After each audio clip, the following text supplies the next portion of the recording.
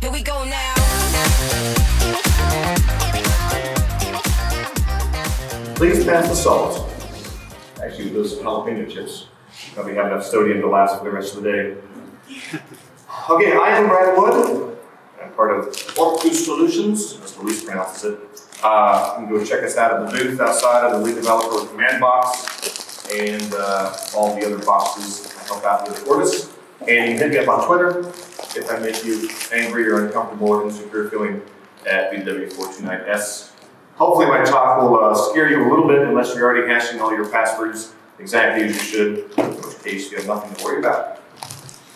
So application security is a very big topic, and we're not going to cover any of the stuff other than password storage today. So this is a very specific kind of deep dive on password storage. We're not going to talk about SQL injection or lockdown or cross-site scripting or any of that stuff.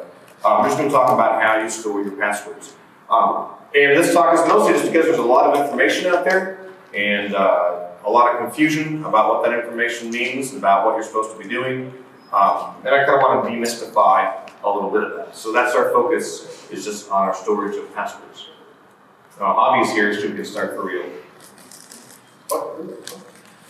So I don't know if you guys have seen this XKCD cartoon. If you ever have been to the XKCD website, it's really funny cartoons, and you always have to hover your mouse over it because the mouse over text always has a second joke, right? So it says, through 20 years of effort, we've successfully trained everyone to use passwords that are hard for humans to remember, but easy for computers to guess. I don't know if you can read all the words, but basically it has an example password, which is a combination of letters and numbers, and based on the number of characters that are in it and the length of the password, it's about 28 bits of entropy. We'll actually talk about what that means. So 2 to the power of 28, so it would take about 3 days to guess that password, just brute force, right? 1,000 guesses a second. The ability to brute force that password in the upper left-hand corner, relatively easy for a modern-day computer, right? But it's hard to remember, right? Like Troubadour, ampersand 3, right? You're trying to remember what was my password, you have to write it down with a sticky note and put it on the keyboard, otherwise you won't know how to log in. But what if your password was something simple like cranked horse battery staples? Four words in a sentence. Actually, it's not even really a sentence, right? All lowercase, no numbers, no letters. No, there are letters. No uppercase letters, all lowercase. That password might seem insecure, but it has 44 bits of entropy, so that's 2 to the power of 44. That means it would take 550 years to crack that password in 1,000 guesses a second. So difficulty to guess by brute force, actually pretty hard. And difficulty to remember, you've probably already memorized it. So it's a cartoon, but it's actually pretty true. So we'll talk about some of the math behind that, because a lot of password requirements are meant with good intentions, but they end up forcing your users to create really impossible to remember passwords that might not actually be hard for a computer to guess. I'll put these slides on Twitter later, and I have links at the bottom of all of them for references as well.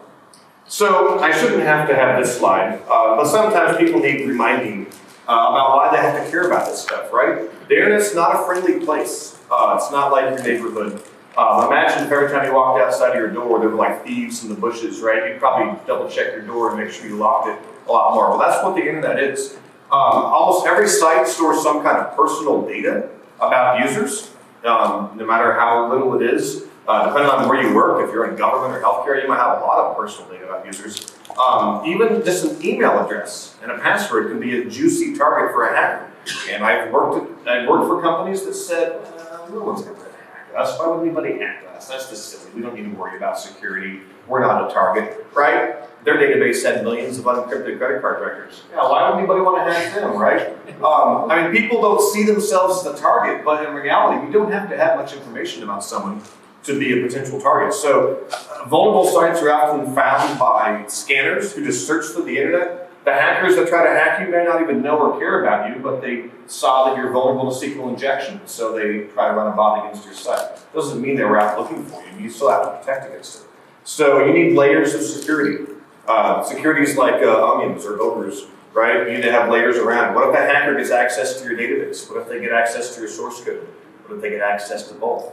You can't just have a firewall that sits in front of your app and say, well, we did our due diligence, right? That won't sound good at the 6 o'clock news. So it's your job to mitigate the fallout if your architecture is breached. That's what you have to be thinking about.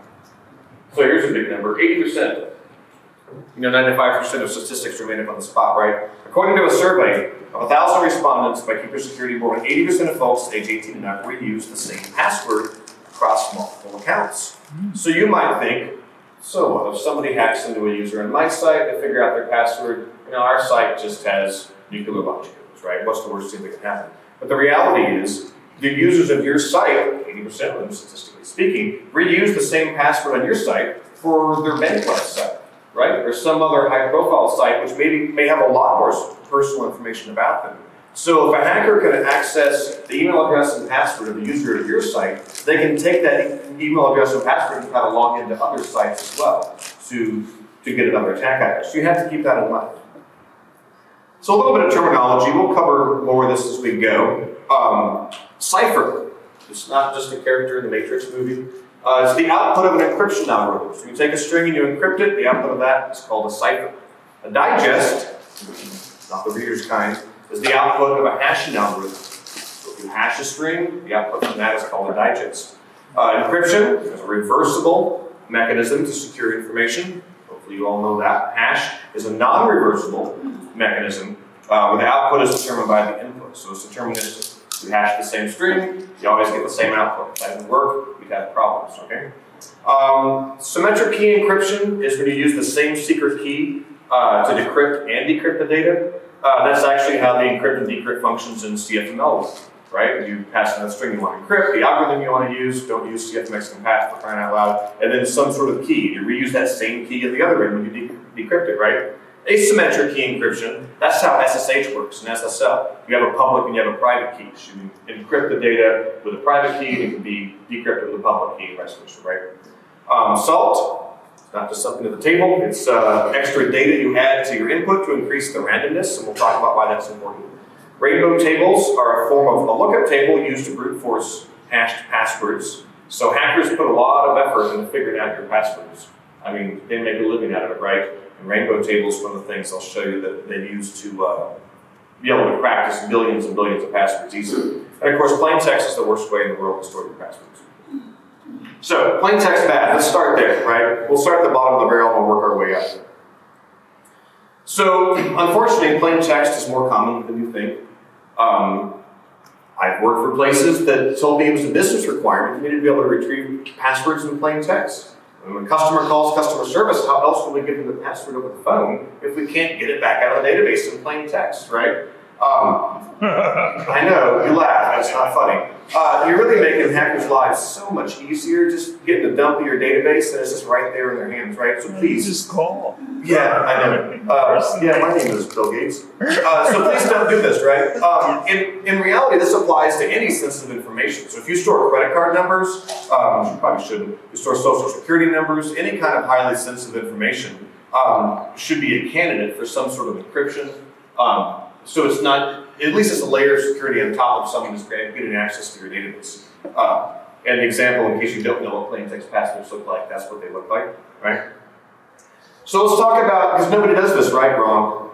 Here's a real exploit that happened back in 2012 from Yahoo. They were hacked, and 453,000 plain text passwords were stolen. They didn't even lift a finger to try and protect against this. So matching email addresses were also stolen. So that's 500,000 email address password combinations that the hackers then rushed to banking websites and other email addresses to try to hack into. They used SQL injection vulnerability to export the entire contents of the database. They also gained access to MySQL server variables, names of databases and columns. They got the entire schema of the database.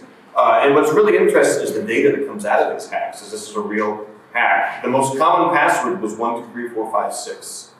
The lack of creativity is astounding, right? Followed by the word password, right? And in addition, the word password is used as the base word for another 1,300 passwords, like password 1, password 2, password 123, right? It's interesting to see people aren't very creative, and you're really just like handing it to the hackers when you do that. So that's an example of a company that used plain text passwords, and it turned out very poorly for them and their users. So our takeaways. You got to prevent against things like SQL injection, right? SQL injection is one of the favorite attack vectors for people to access your database and get data out of it. I'm like a master at creating SQL injection, only for good things. George eyeballs me. No, I've never used SQL injection on a site that wasn't mine, but I have turned some DBA's heads. So I'm like, your stored procedure is vulnerable. Oh, it can't be, it's a stored procedure. Those are impenetrable. I'm like, well, how come I can get social security numbers back in the order search? What? How do you do that? Single the last name, right? So SQL injection, you have to prevent against that. You have to lock down your database, so you can't see the schema. Is the user that your application is connected to the database? Is it SA? If so, don't raise your hand, right? Does it have ability to access things that it shouldn't access to? The hackers used the Yahoo data that they got to break into unrelated accounts with the same users. The system also allowed very big passwords. It let people type in 1, 2, 3, 4, 5, 6, and it said, yeah, that's a good password, right? That's not good. And of course, the last takeaway is don't store passwords in plain text. But just don't take the picture. So next we think, okay, so I'll encrypt the passwords, right? That'll be better than plain text. It'll be about as useful as that light change of that pole. So symmetric encryption is a reversible process. That means that you take the data, you encrypt it, but you can still get all the original data back out, right? Nothing's discarded. So it uses a secret key for encryption and decryption, and it's really only suitable for information that you need back in plain text. In reality, you don't ever need to see a password in plain text again. You can log in a user without ever knowing what their password was in the first place. So this is an example of the output you get, I think, when you use the CFMX encryption for the cold fusion encrypt and decrypt functions, right? Start with plain text, you get almost a digest, a cipher back, and you can turn it back into that. So here's an example of a company that thought they would use encryption to secure their passwords. This is in 2013, right? Adobe was hacked. I believe this was a PHP site they had. I forget, it was one of their forum systems, right? 130 million passwords were stolen, and they used unsalted DES symmetric encryption. That's how the passwords were stored in the database. So they got slightly lucky. The keys were stolen. Not stolen.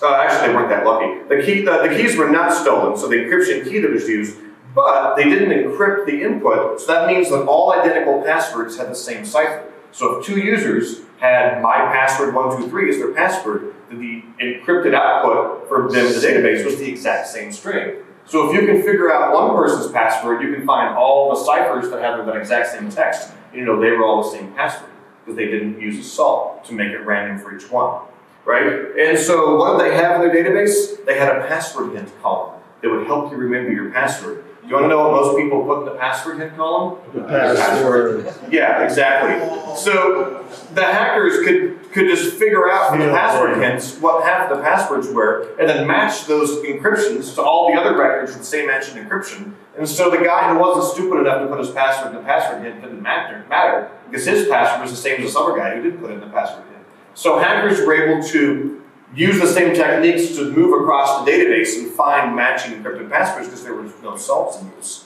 So this was a legacy system scheduled for decommission. Guess what? It still got hacked, right? The database of hacked passwords were published on the internet because that's what hackers do, and security researchers. So 1.9 million accounts had 1, 2, 3, 4, 5, 6 as the most commonly used password, right? 500,000 used 1, 2, 3, 4, 5, 6, 7, 8, 9. They really thought they were clever, didn't they? Just nobody will ever think of that. The next most used was the word password, Adobe 123 and 133. I guess those guys were too lazy to make it all the way to the 9. These are the most common used passwords, and hackers just walked away with them. So there might be a few passwords in that database that weren't retrieved, but even with the encryption, not a lot of roadblocks were put up to keep hackers, once they got enough of that database, from getting the passwords out. So our takeaways, right? Your legacy systems are still a liability until they go offline. Legacy systems have this ability to stay around for like ever, right? We don't need to upgrade Cold Fusion because we're going to rewrite that in .NET, the next 6 months, right? 8 years later, SharePoint. Yeah, it's still there, right? So if you have a legacy system and you've got plain text passwords and your boss says, don't bother with that, we're rewriting it. Well, until you have rewritten it, when that gets hacked, it looks just as bad in the news, right? The system, again, allowed users to store very weak passwords. 1, 1234556, not a very strong password, but people weren't prevented from entering that. Password hints are abused, and oftentimes to get the password away, instead of having a password hint, have a secure password reset process. So if someone forgets their password, they put in their email address, you send an email that only goes to them. They get a one-time use token that's only valid, for the next 24 hours. They come back and they maybe answer some security questions and they create a new password. Right? That's a lot better than having a password hack, because people are just going to stick their password in that thing. They used reversible encryption, which meant that if the hackers had figured out the key, they could just decrypt all the passwords. But the key wasn't stolen in this case. Lack of salt was a big one. It made it possible for lookup tables to be applied to all of the passwords. Right? There wasn't any randomness introduced. And of course, again, hackers used the data from the hack to breach unrelated accounts from the same users, because they had the email address and they had the password. So don't use unsalted reversible encryption. It may look good, but it's not really good. So what's the next thing? Hashing.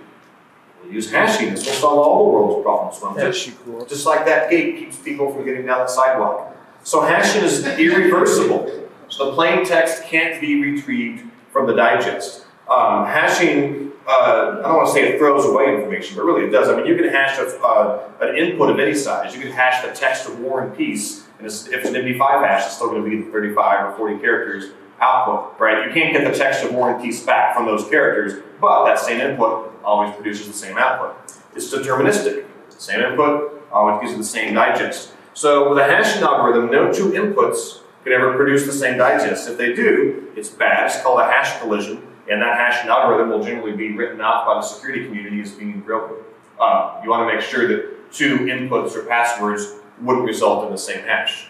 It does lose the original information, but it's repeatable. So when a user logs in the next time, they give you the password, you apply the same hashing algorithm to it, and you compare it to the hash you have in the database, and if they match, you know it's the same input, right?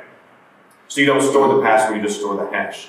Of course, if the user forgets, you can't look it up for them, right? You can't help them. You can't give them their password back over the phone. You can verify their ID, you can reset it for them, you can send them down a reset process, but you can't give people back their password, and honestly, that's a good thing. Yeah, you should. Yeah. So here we have this is the MD5 hash, which is the default CFML hash of the text MyPass. The default settings you get in Cold Fusion for functions like encrypt and hash aren't the best practice, right? The default algorithm for encrypt is that CFMX compat, which is really just like encoding practically. It's hardly even encryption. The hashing function uses MD5, which isn't really considered to be very good. It's a single MD5 hash. So you can't just use the out-of-the-box stuff you get with Cold Fusion and think, well, this is going to be best practice. A lot of that's just the way it is for backwards compatibility. You don't want to change the default setting, right? So back to Yahoo again. Here's another real exploit. In 2013, hackers accessed Yahoo's databases again, and they stole 1 billion passwords, which later was claimed actually 3 billion. I can't even fathom that much data. That's like minimum 1 in every 6 people in the world had to have been in their database. That's a ridiculous amount of data. And they used MD5 hashing, the default hashing algorithm of Cold Fusion, right? They didn't use salt again. And hackers also stole names, email addresses, phone numbers, date of birth, security questions, and answers along with all of that. Now, this is an interesting attack, as it was alleged as a state-sponsored actor, which means a foreign government probably was behind the hacking. So the takeaways are the lack of salt, again, meant all the same passwords have the same hash. So out of those billion people, there were probably hundreds and hundreds of them and thousands that all had the same password, and their hashes were all identical in the database. So if the hackers can figure out one of them, they can figure out all of them. MD5 is also a very fast algorithm. Makes it easier to brute force. MD5 is great if you want to, you download a file and you have an MD5 hash to make sure your download isn't corrupt. You can download large binary files, and you want it to be fast for that purpose. But for hacking, you don't necessarily want a super fast encryption or hashing algorithm, because that makes it easier for hackers just to go through and hash every single possible password and keep track of every single possible outcome. You want it to actually be a little slow on purpose. MD5 is super fast, especially with modern computing. So they just use normal MD5 without any salts. So it's fairly easy you can buy data off the internet that gives you this information. MD5 is also considered broken. There are some hash collisions. Now, you're not likely to come across them, but there are different inputs that have been found that can create the same output with MD5. So generally speaking, like I said, the security community will sort of write off an algorithm once that's been found. And so a very large number of the passwords in this exploit were likely converted back to plain text, even though they were hashed. The algorithm was assaulted. It was a super fast, super common, super performant algorithm. Hackers were able to brute force that really easily. That was 1 billion people affected by that. So let's talk about dictionary attacks, right? A dictionary attack is when you say, well, most users probably don't have fully random things because users have to remember the passwords, so they probably have some commonalities in them. Focus on common words or phrases can eliminate billions of top 25 passwords. I have a link there at the bottom. As per a study that was done against a whole series of exploits where the databases were decrypted and posted online, right? So the most common password in the entire world from hacked databases is 1, 2, 3, 4, 5, 6, followed by password and a bunch of really embarrassing examples. Now, 8 is sunshine. That's a little interesting, I guess. QWERTY's slightly unoriginal. The words, the letters across the top row. If you're curious, number 20, that's what you get if you hold down Shift and just go 1 through like 8 or something, right? That's the order of the special characters. Number 23 was for Trump supporters, I guess. They all use Donald as their password. But most of it, that's your password, isn't it, George? But these are fairly unoriginal passwords, and these are literally the most used passwords, right, out of all the databases that have been hacked. So how long does it take? Number 12, admin, really? That was the very first password I ever used before I realized that everybody uses admin. That's only 1, 2, 3, 4, 5 characters long. How long would it take to generate all the MD5 hashes of just 5 characters, right? Less time than it took you to ask the question. Yeah, we'll talk about that in a slide coming up, right? So that makes it so much easier for hackers to deal with that when you let people have these super simple passwords. Because before they even try every possible combination, they can easily try a list of 10,000 words that are likely to be a password. So let's talk about entropy, right? That was mentioned in our XKCD cartoon we started with. So entropy is the measurement of how unpredictable a password is. So it's measured in bits, which basically represents the log2 of all possible variations that can be represented by a password. So all possible passwords are calculated as characters set to the power of length. I know this isn't really a math lesson, but it's not that complicated. It's basically the length of the password, the number of characters that the user may have potentially used in the password to the power of however long their password was. So a password of the length of 5, like admin, that used only lowercase alphabet, so it's only 26 letters in the English alphabet, you would say 26 to the power of 5. That's all the possible number of combinations of passwords that can exist, 5 characters long, I'll use lowercase. So about 11 million possible passwords. So if you knew that somebody's password was 5 characters long, and you thought they only typed in lowercase characters, you'd only need to hash or encrypt or recreate 11 million of them, and about halfway through, statistically, you'd find theirs. So therefore, we would call that 23.5 bits of entropy. So you can add entropy, or possible combinations, by increasing the length of the password or adding more unique characters. Makes sense, right? And the whole idea is we don't want to make this easier for hackers. We want users to have passwords that will be difficult to guess. It won't just be something they can try a few million guesses, because a few million guesses is nothing if you're automating. So unless forced otherwise, users will typically use alphanumeric characters only. So a common password requirement is a minimum of 8 characters. That's pretty standard. I run into that quite a bit. Upper, lower numbers of special characters. Right? That sounds pretty common. A lot of websites say minimum 8 characters, and you have to have all these things. So what do we have? About 56 alphabetic characters, upper and lowercase. We have 10 digits and about 15 punctuation characters, depends on what you include. So the total possibilities, about 81 total characters in each slot, right? And you have an 8-character long password, that's 81 to the power of 8. So 1.8, quadrillion, I think that is? I always lose track. Hundreds, thousands, millions, billions, trillions, quadrillions. There you go, 1.8 quadrillion passwords, right? So that's 50.7 bits of entropy. So if you could guess just 1 million guesses a second, right? It would take you about 59 years to come up with all 1.8 quadrillion passwords, right? That sounds pretty quick, but maybe you have a really fast processor. You can do 1 billion guesses a second, right? You could guess all of those in 21 days, every possible 8-character password in 21 days. What if you could do like 350 billion guesses a second, right? It would 1.5 hours. You can guess all those in an hour and a half. But that's silly, right? I mean, there's no processor that could guess 350 billion guesses a second, right? AI. Wrong. This computer here is your password's worst nightmare.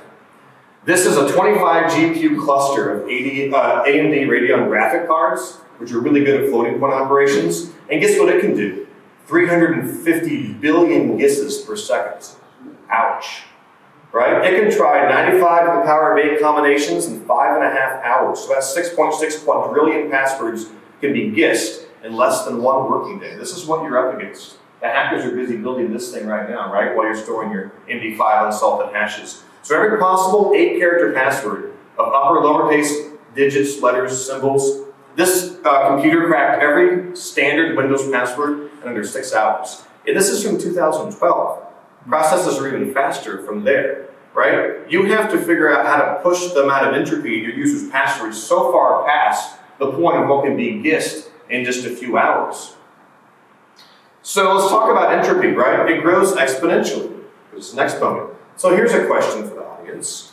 Ooh, maybe I can give away a book to the person who gets it. What produces the higher yield in our entropy? Increasing the set of possible characters, which is the base, or x, or increasing the length of the password, which is the exponent.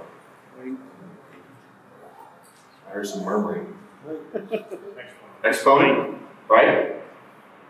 Yeah, increasing the exponent produces the higher yield. That means longer passwords have more entropy than complex ones. That's exactly what our cartoon was saying at the beginning. The password that was like 25 characters had more entropy than the password with all those crazy things you can't remember.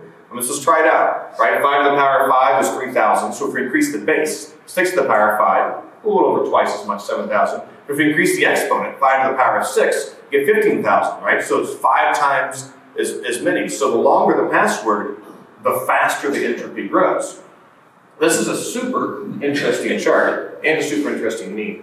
So let's talk about what this chart is. Our x-axis is our password length, right? So as your passwords get longer, we move across the x-axis. The y-axis is the number of combinations, the total number of passwords that can be represented by a password of that length, which is how many tries a hacker would have to go through to just brute force this.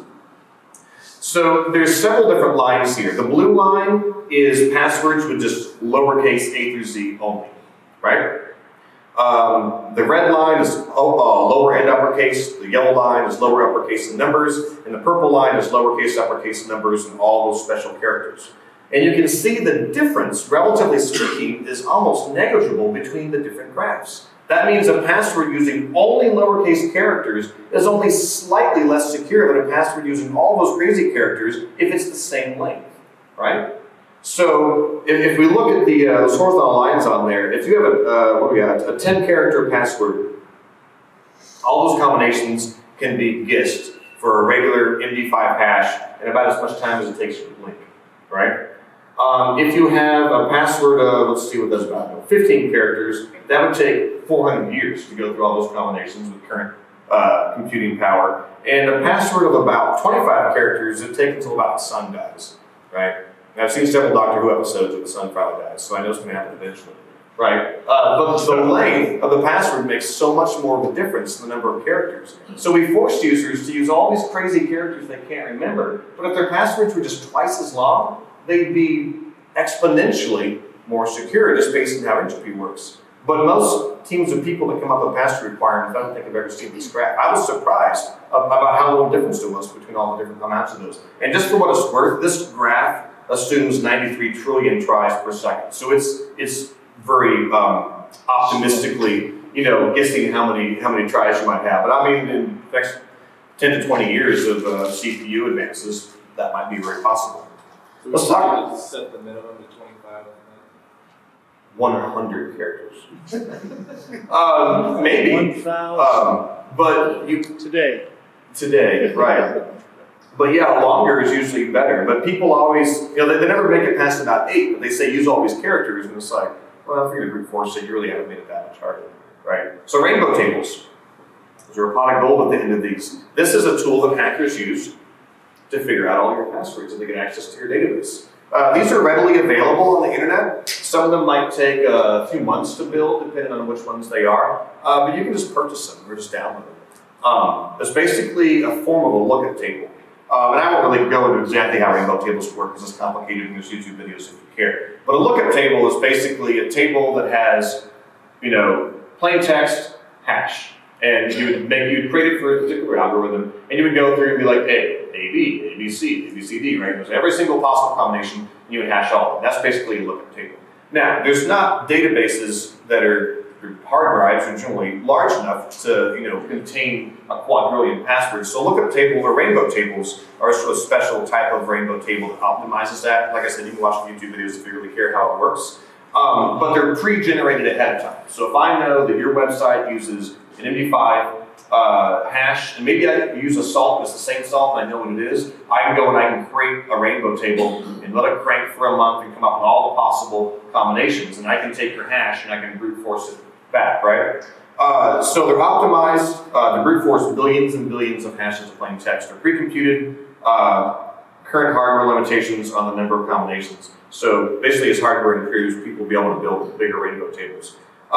Pre-made tables are ineffective, though, against salted passwords. So all the hacks we had talked about so far, no salts were used. So the amount of effort that it takes to brute force one person's password is the same amount of effort it takes to brute force all, a million people's passwords that had it stolen, right? So you want the salts to be different for every single user. So you would force the hackers to have to create a rainbow table for every single user in your database. And that's going to take them a lot more time, right?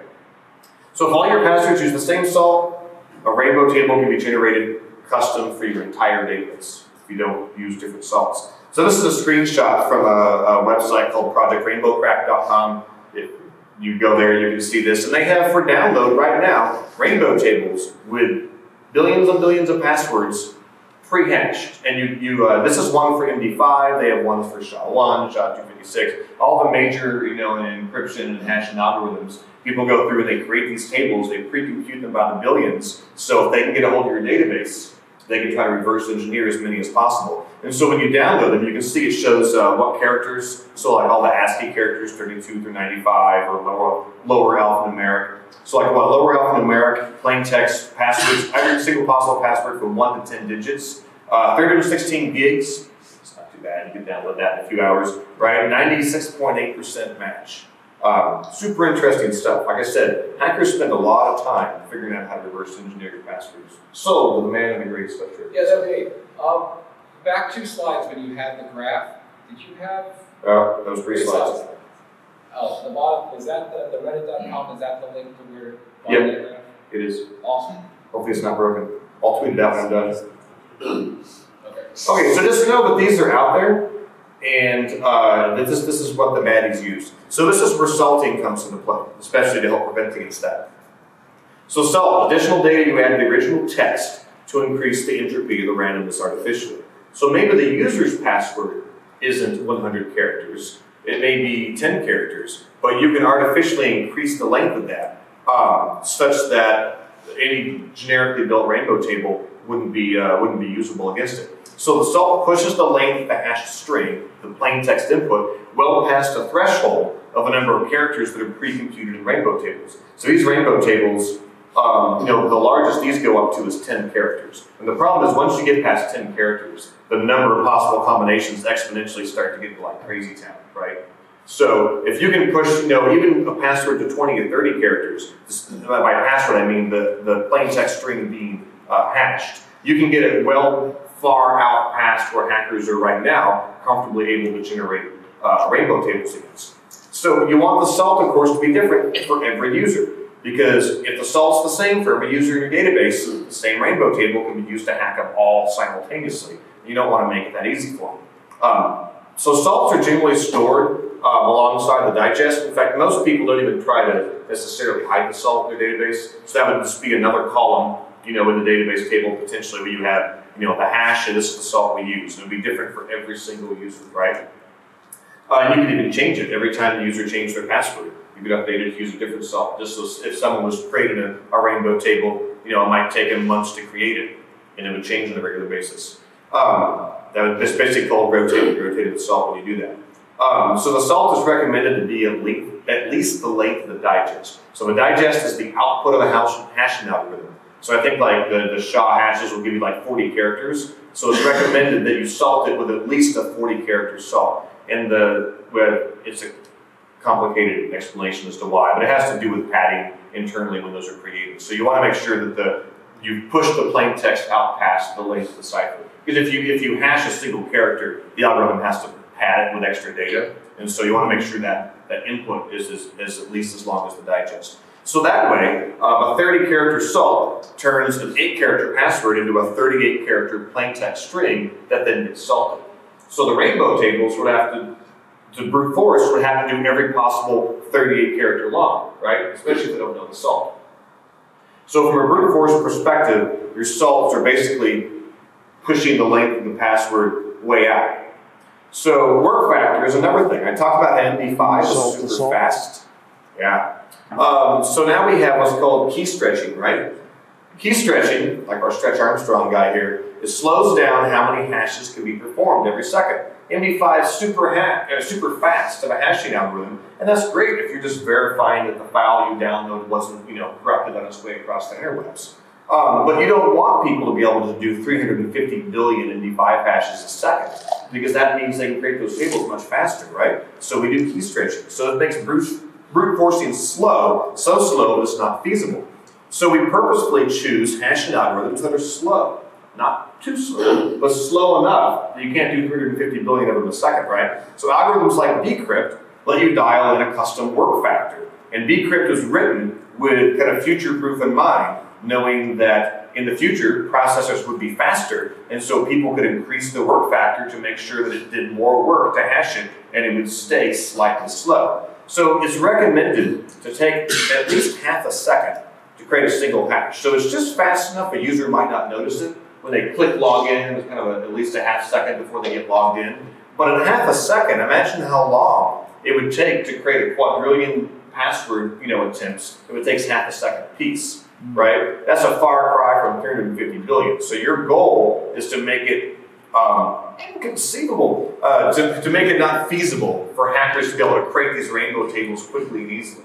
Make them take so many combinations and take so long for each hash, even just half a second is huge if you have quadrillions of them to generate. So, one quadrillion passwords at half a second apiece, that's a lot of universe implosions, right? Before they finally get that rainbow table created. It's a big bang, man. It is a big bang. So, here's another real exploit, right? This is one from Quora quite recently, 2018. So, 100 million passwords were stolen. Doesn't sound like much compared to Yahoo's 1 billion. It's kind of a letdown, isn't it? Is that all you got, 100 million? They also got names, emails, and direct messages. The passwords were salted and hashed. Good for them. And they used bcrypt, which is a very common library. I have a link to that. So the takeaways for this one, the exploit still sucked for Quora, right? Because it's never a good day when you get hacked. Because there was still other personal information that was captured along with it. But from a password perspective, probably none of those passwords were ever turned back into plain text because it was salted.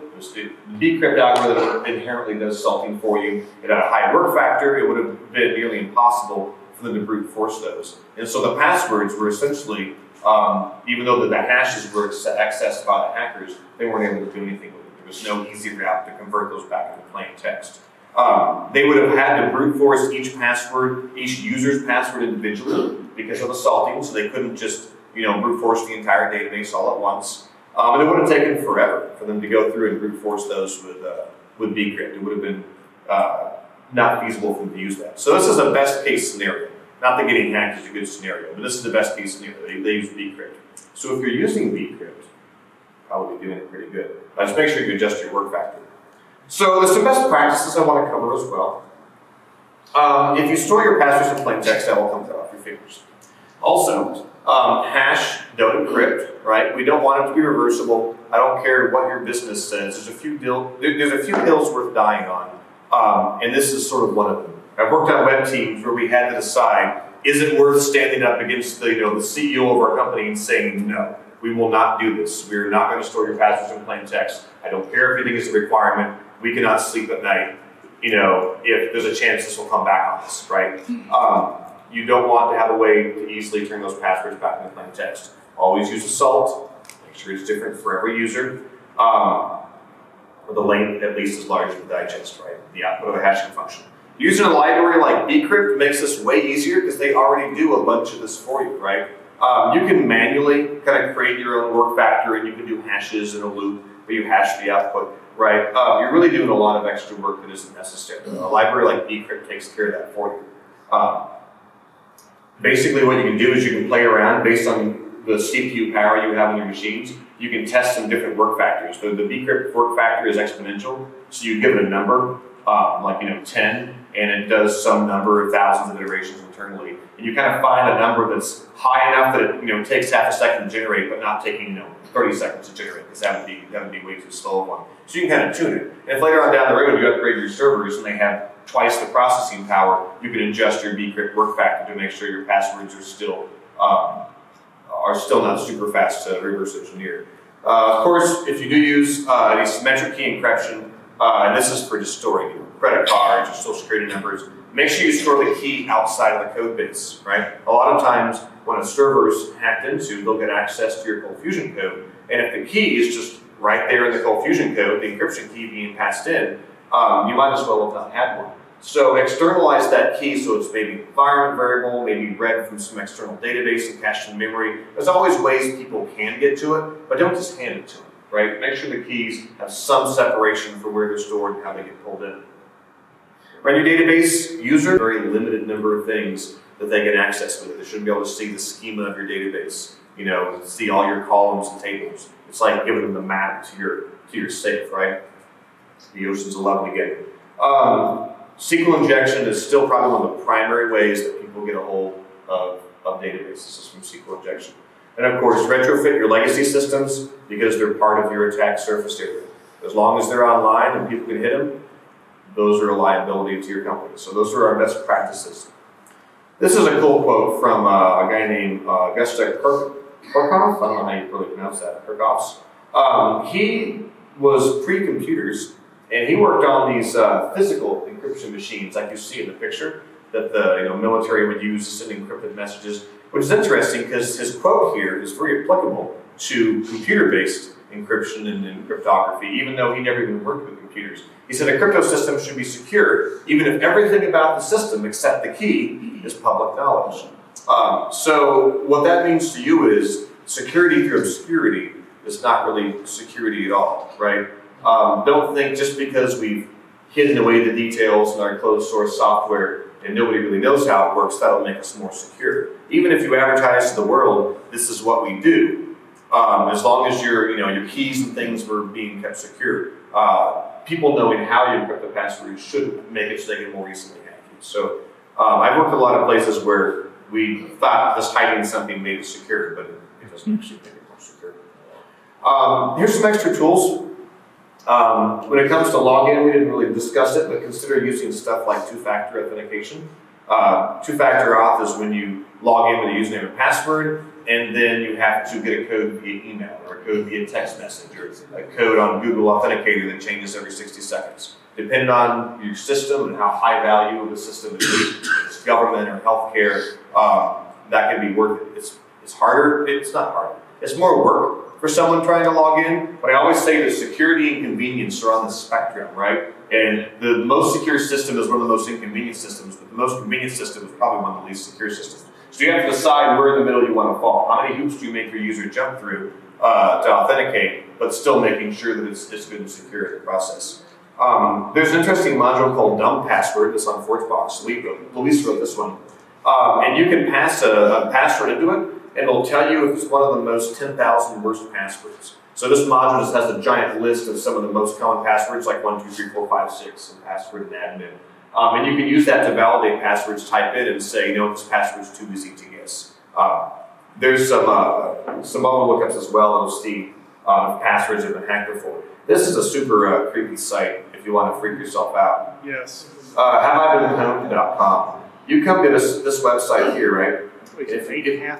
If you dare, you type in like your email address, brad@bravo.com, and it'll tell you if your email address has ever been part of a database that's been hacked. Wah, wah, I've been pwned. 11 breaches, right? So 11 different cases of databases that have cropped up the internet that all have my email address in it. Stay off of Yahoo, man. I know, stay off Yahoo. Look at this, Adobe 2013. Wah, wah, right? MongoDB databases that are left out, publicly accessible. Evite. Here's the thing, I didn't even recognize some of these. Geeked In. I've never even had a Geeked In account. I don't even know what that is. But they had some 8 million GitHub profiles were somehow linked in a MongoDB database that they had web accessible. Who knows, right? LinkedIn had an attack in 2016. My email address was in their database. River City spam list. Well, who knows how they got it? Ticketfly, verification.io, right? These are. You can come on here and you can see just how many times your personal email address is cropped up in a database online that somebody hacked. That's more just to scare you if you need some motivation on it and why you need to pay attention to it. LastPass is great. It's a browser plugin. I don't know about iPhone, but even on my Android phone, I have LastPass installed. And I used to reuse the same password. I used to be one of those 80% in that first slide. I hated memorizing passwords. I used the same password for everything I was signed into, right? You just got time to remember passwords. But then I realized, well, that's really stupid. My email address has been hacked a lot of times. Like, those passwords are probably in the hands of quite a few hackers now. And if they know I also use this site, they can come on there. So now everything I have, completely different password, right? And I use LastPass to remember it because I'm not going to remember all those separately. So that's a good thing. Now you can't force your users to use LastPass, unfortunately, but you can. You can at least help protect yourself. Also, things like passwordmeter.com, they have a little JavaScript widget when people sign up for a new password on your site. You can give them a little meter of your password sucks, your password's kind of secure. Okay, that's a really good one. Based on Entropy and what it is. So some of those tools are useful as well. I think there's one I didn't link to, but there's one that I've seen before that's similar to the dumb password one, but it'll actually hit a web service and it'll try to decide if that password has been cropped up in a database that's been hacked. Troy's does that. The Have I Been Pwned does it. He has a password API that checks 8.5 billion breaches. Yeah, so if you really want to help your users not choose a password that would easily be reverse engineered, there's quite a few tools out there like that. So we're done a little bit early, so we have some questions. That's really all that I have. BW fortunately has some of the Tweety pages. I will put out the slide deck. Let's give away these books. What do you call the output of an encryption algorithm? You can raise your hand. Bob, what? No. Cipher. Who said cipher? All right. Carl, this is our logical fusion. We're in CFML in 100 minutes. We're selling these for $30 if you guys don't get one. All right. What's another good trivia question for this? I got 2 of these. I hate coming up with trivia questions on the fly. What's the name of the table that hackers use to brute force your password? Oh, geez, everybody else said that at the same time. I don't know who said it first. You gotta do it again. What's that? So what was the size of the rainbow table for 138? I don't remember that one. Okay, what's Just say anything. What's the good question? Gonna give this thing away. How long, what's the minimum time it should take? Oh, there we go. All right. How long should the hashing algorithm take, minimum? You said that. Okay. Okay, any questions? Here's his hand first. I'll get to his guy. Yeah, you mentioned like using decrypt at a word factor. Yeah. And in Cold Fusion, on the hash command, they have the iterations setting. Yep. Is that the word factor? Word factor is a bit more complicated than bcrypt, but that's the same idea. Is the number of iterations that it does. Bcrypt does a bit more internally than just simply iterations. But yeah, if you are going to use hash directly, use something other than MD5. Use something like SHA-256 or 512, and then you definitely want to have several thousand iterations. And so what that does is it, hashes the input, takes the digest that comes out, hashes that, takes the digest, and it does that 1,000 times. And it's really just about slowing it down, making it take longer to parse it. But yes, that's roughly the same thing. So 1,000 is good. It depends. It depends on how fast the algorithm is and how fast your CPUs are. To be honest, for NV5, 1,000 wouldn't be anything at all, right? So something you can play with. For bcrypt, there's a bcrypt module on ForgeBox that you can just drop into a Coldbox application, and it uses a Java jar called jcrypt. It's basically a Java implementation of bcrypt. It's super easy to use. If you're not using Coldbox, you can just drop the jar in and figure out the methods to call. Scott? Well, I was just asking on the salt, should you just make like a random character generator for 30? Yeah, I mean, you can just use create new ID or create do it if you wanted to. In some places, I mean, if you have unique identifiers for your user ID, you could just use the user ID, as the salt. The only problem with that is you can't rotate it. But yeah, just any random thing that's going to give you a string that's 30, 40 characters long would be good for that. George? Another good tool to use, particularly if you're on the web or in the cloud or something like that, is this tool called Vault, and it allows you to rotate the password on whatever time limit you want to set. Okay, so And Vault. it'll expire your password too. So George recommends Vault. How do you deal with, we have a legacy ERP system, and I'm sure it's using hash, but it's probably not very good. Mm-hmm. What would be the method to go in and upgrade that to a more secure? Yeah, so an older system that uses a hash that's not as secure. So you can't just go through and change them all to bcrypt because you don't know the original text, right? There's a couple different things you can do. Some of them are more disruptive than the other. The first thing you can do is just the next time the user logs in, verify with the old method, and while you still have the new password in memory, store it with the new method in some flag that signifies you stored it with the new method. That would work okay for people that log in. So over time, as people used to, it would slowly convert over to the new method. If people never log into their account, that would never change. So maybe you could leave a kind of a bridge system in place that would convert most of your users as they came and logged in.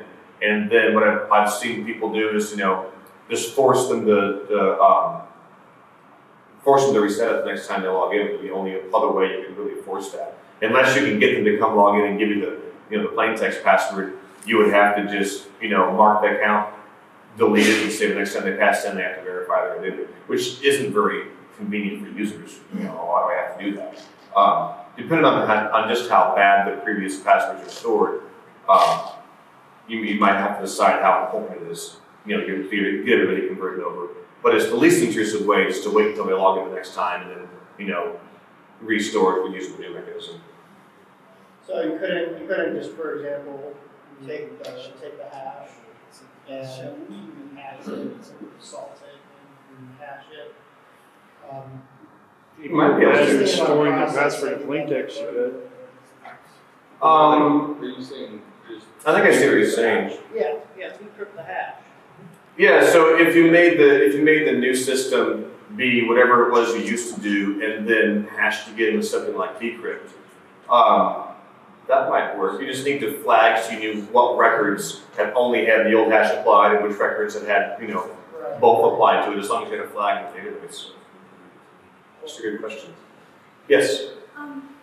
If I remember correctly, Cisco's recommendation for doing the random number in salt is using something that can't be guessed, like pauses between when you hit the keys. Is there even a way to calculate that in Fusion?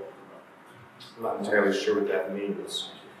It's like you telling- use a number between the number of seconds between the two presses. Yeah, essentially. Okay, so I've seen several systems that will generate randomness. If anybody's ever used OpenSSH or something to create an SSH key, it makes you move your cursor around to generate something random. Yeah. I'm not sure exactly what you would do Java has some classes internally to create random strings, which are good for cryptography. But a lot of times those still fall back on something at the operating system level. Like on Linux, oftentimes you'll run into problems like a fresh install, there won't be enough randomness and you have to install a module to help out with that. I'm not aware of anything right off into Fusion, but that Java library for random, which I'd have to go look up what it is, might be the closest you can get to make sure it's as random as possible. There's none of the being more secure than just having to do it. Not necessarily.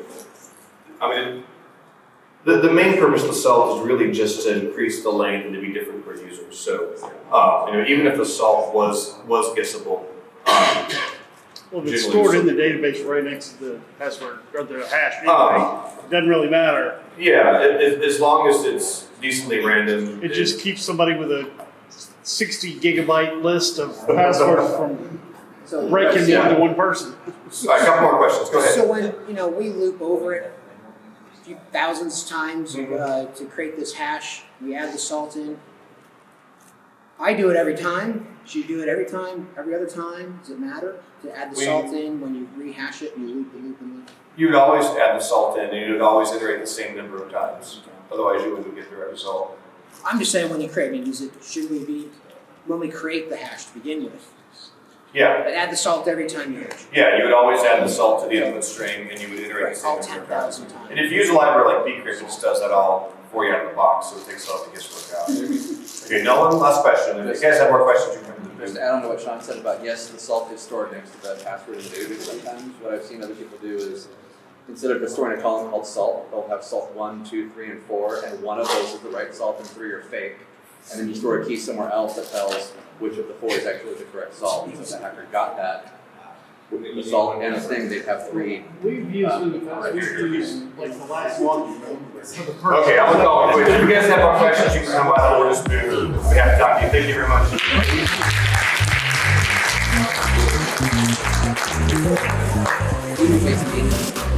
Yes.